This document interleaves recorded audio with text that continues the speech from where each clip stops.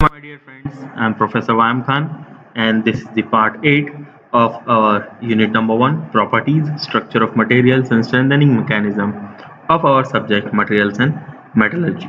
Now, in today's video, we will see the continuation part of our last video of types of cooling curves.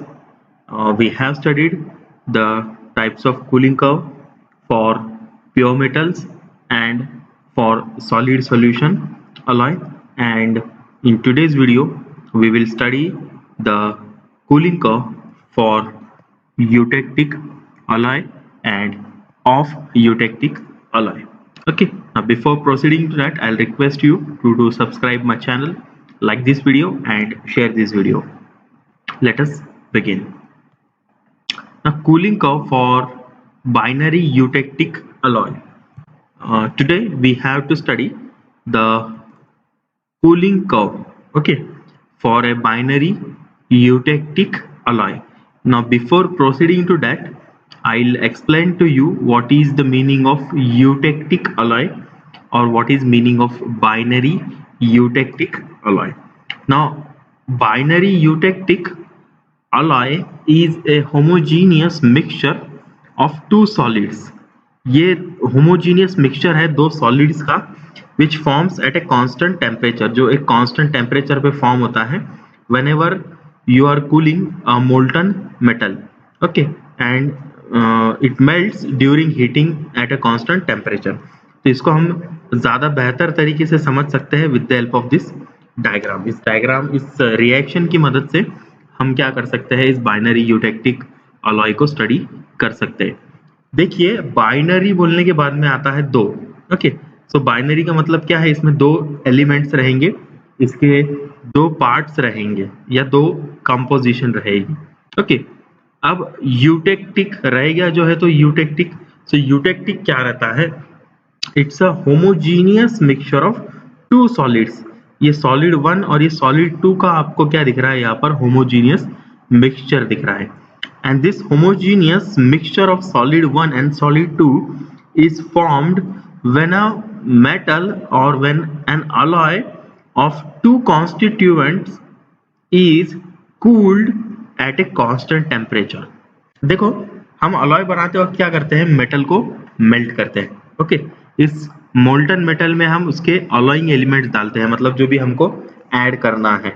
Okay, ये डालने के बाद में हम उसको अच्छे से मिक्स करते हैं और उसको बाद में क्या किया जाता है, कूल किया जाता है, जिस प्रोसेस को हम बोलते हैं सॉलिडिफिकेशन प्रोसेस. ओके, अब इस सॉलिडिफिकेशन प्रोसेस में क्या होता है कि जो भी अलॉइंग एलिमेंट है और जो भी हमारा पेरेंट मेटल है, इसके बीच में बॉन्ड फॉर्म होता है, but in some cases the structure of these elements are different. ये दोनों का भी स्ट्रक्चर कई बार डिफरेंट रह सकता है. तो ऐसे कंडीशन में जब ये सॉलिडिफाई होते हैं, तो ये सॉलिडिफाई होने पर अपनी अपनी फेजेस, मतलब अपने अपने अलग अलग स्ट्रक्चर क्या करते हैं, सॉलिड स्टेट में हमको दिखाते हैं. जैसे कि यहाँ पर सॉलिड स्टेट है, ये सॉलिड फेज है. इस फेज में हमारा मटेरियल S1 एक है और दूसरा एक है S2 है. मतलब इसका जो भी मिक्सचर था, इसमें का एक पार्ट S1 है और दूसरा पार्ट S2 है. ओके, ये जो भी ट्रांसफॉर्मेशन है, इस ट्रांसफॉर्मेशन को यूटेक्टिक ट्रांसफॉर्मेशन बोला जाता है. कोई भी एक लिक्विड रहेगा, इसको जब आप कूल करोगे तब इसमें अगर आपको दो सॉलिड फेजेस नजर आती है, कितनी फेजेस, दो सॉलिड फेजेस अगर नजर आती है, तो इसको हम बोलते हैं यूटेक्टिक अलॉय. इस अलॉय को क्या बोलते हैं हम, यूटेक्टिक अलॉय.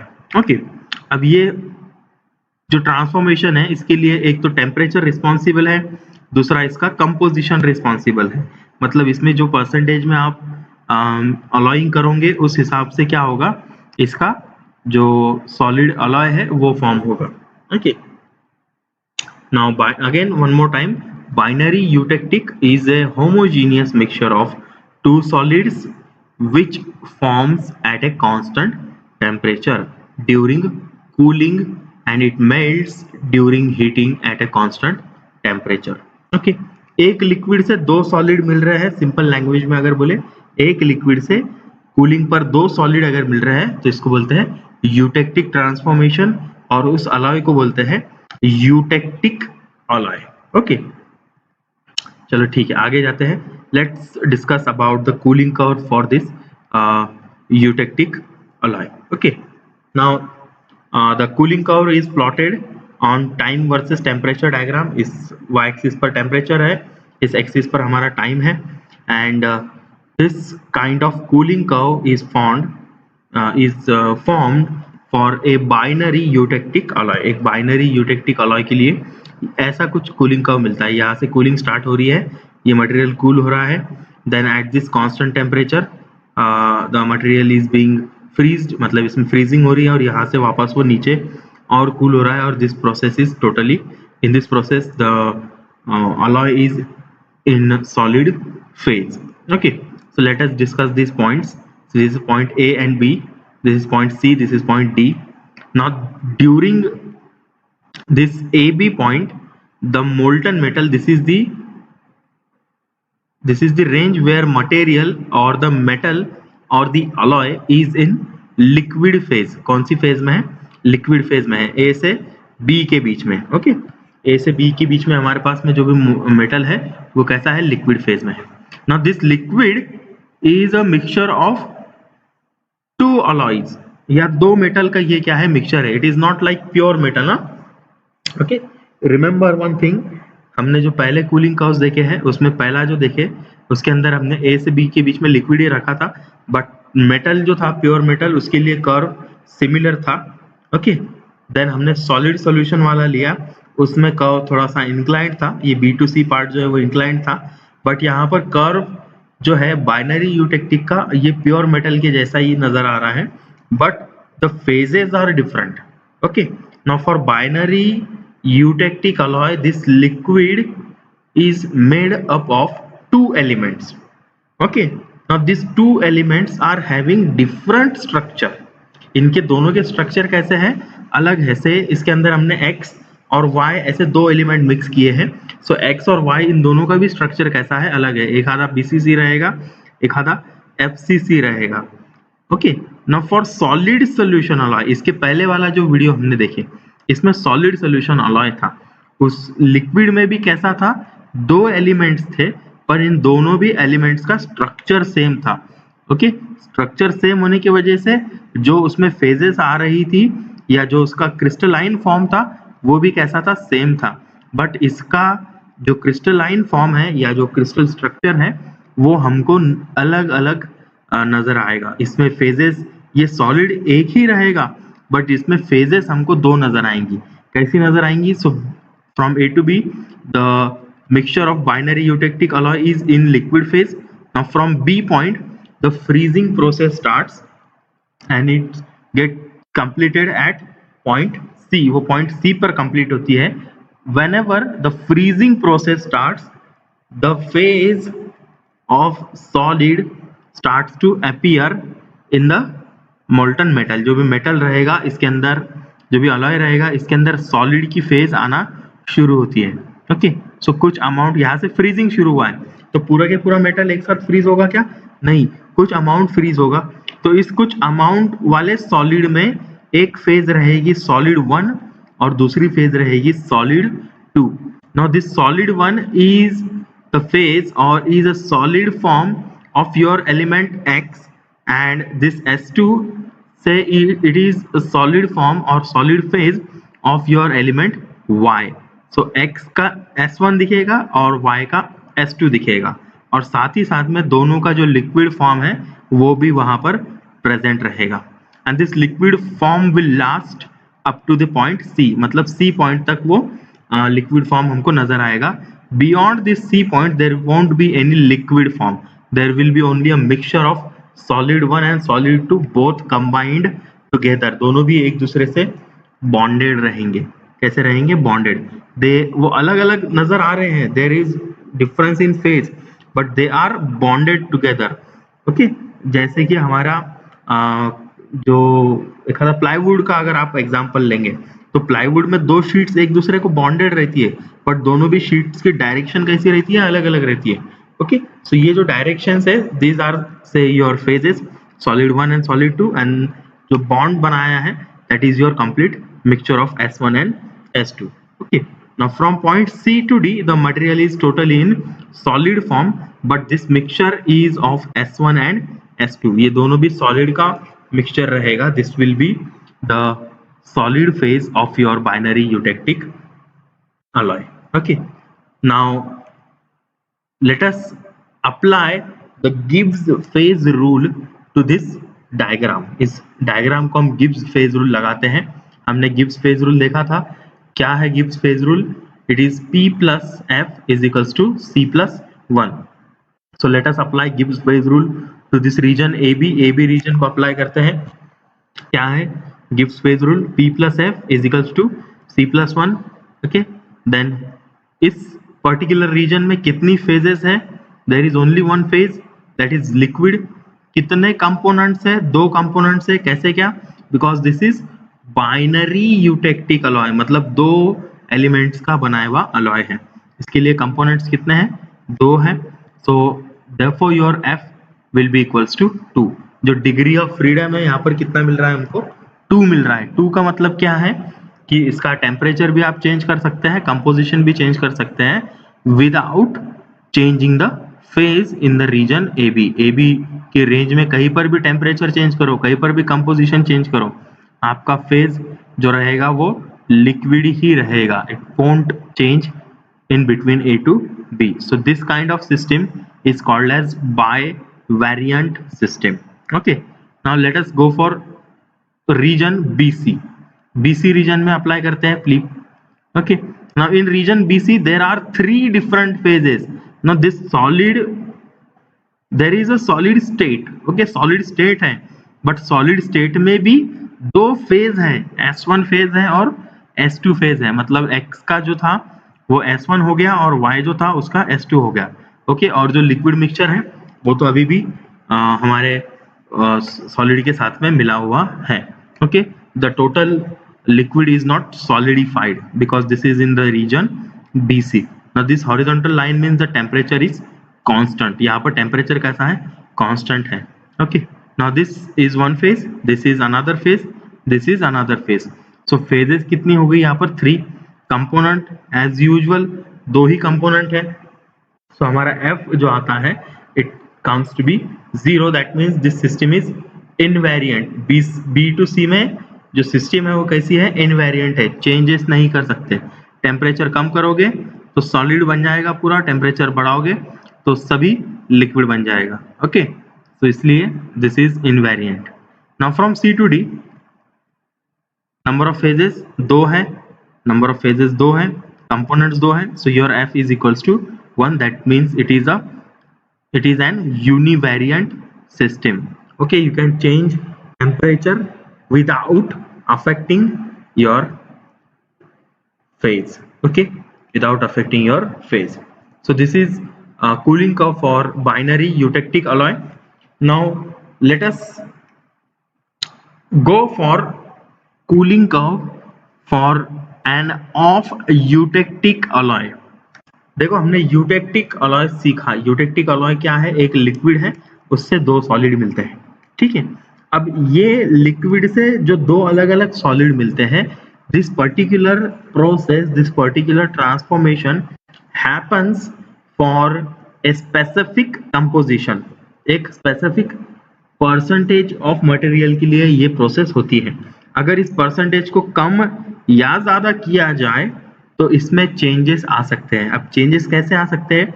जैसे कि अगर मैं इस कंपोजिशन से अगर मैं वैल्यू कम करता हूं, जैसे कि मुझे इसमें 0.5% जो है वो मुझे Y मिलाना है. कितना मिलाना है? X के अंदर Y कितना मिलाना है? 0.5%. जब जाके मुझे मिलेगा यूटेक्टिक ट्रांसफॉर्मेशन, यूटेक्टिक अलॉय मिलेगा.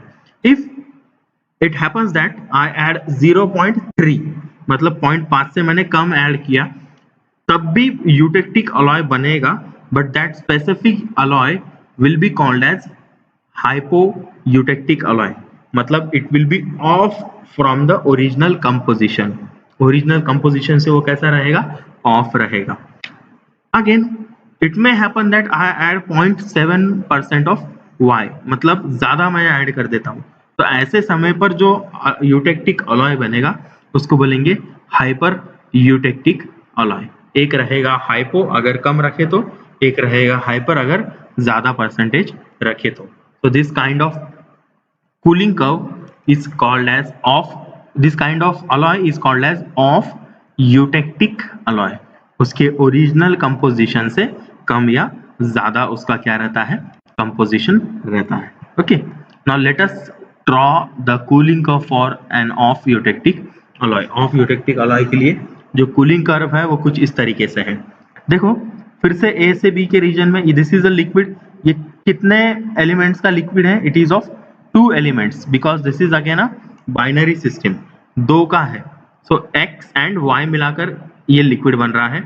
ओके, ए बी रीजन में मटेरियल जो है, जो भी अलॉय है, it is in a liquid phase. From point be the freezing process starts, from point be the freezing process starts.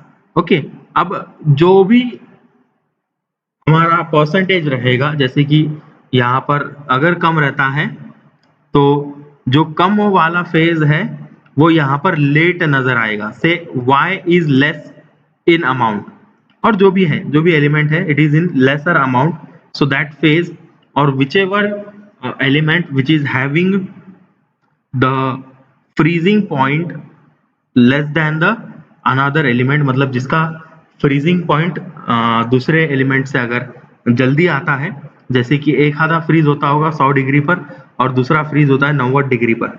सो कौन सा पहले फ्रीज होगा, the 100 degree, because we are cooling it.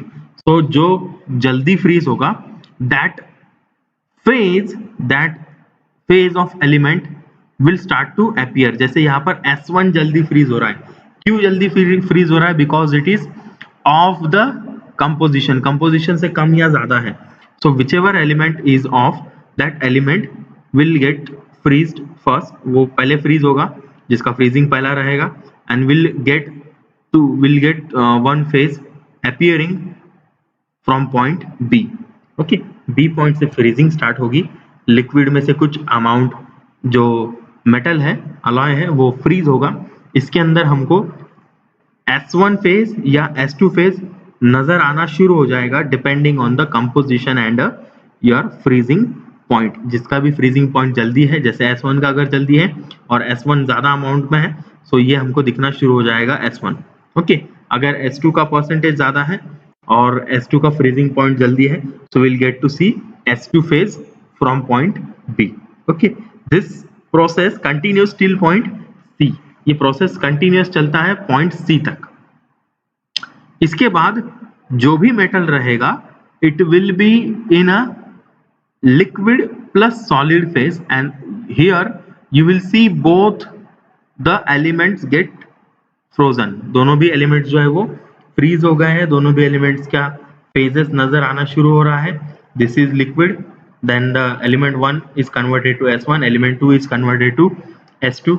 okay, now this is our regular eutectic alloy, ये हमारा regular eutectic alloy है, but this is your of eutectic alloy. और D2E में जो भी मेटल रहेगा वो completely solidify हो जाएगा and we'll see one S1 and one S2, एक S1 दिखेगा और एक S2 दिखेगा। तो इस तरीके से है हमारा बाइनरी ऑफ यूटेक्टिक अलॉय का cooling curve. Now let us apply Gibbs phase rule to this one। okay, now let's apply Gibbs phase rule।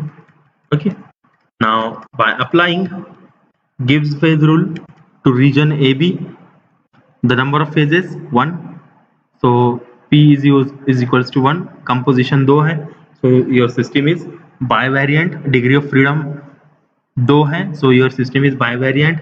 for region BC the degree of freedom is 1, that is univariant because number of phases is 2 here, liquid and either solid or solid 1 or solid 2, so the system is univariant।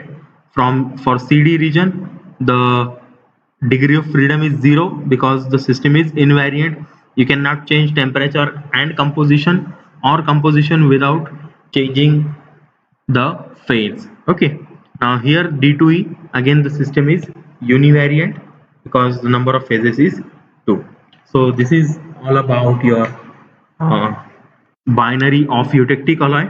Now remember one thing, the start of solidification process is called as liquidus point.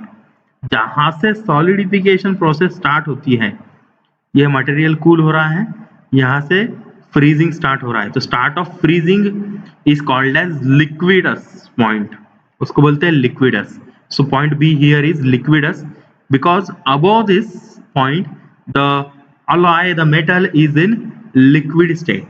Okay, and the end of solidification is called as solidus. That means this point D, जहां पर solidification पूरी तरीके से खत्म हो रहा है, इसके नीचे जो भी मेटल रहेगा, below this point the metal is in totally solid state.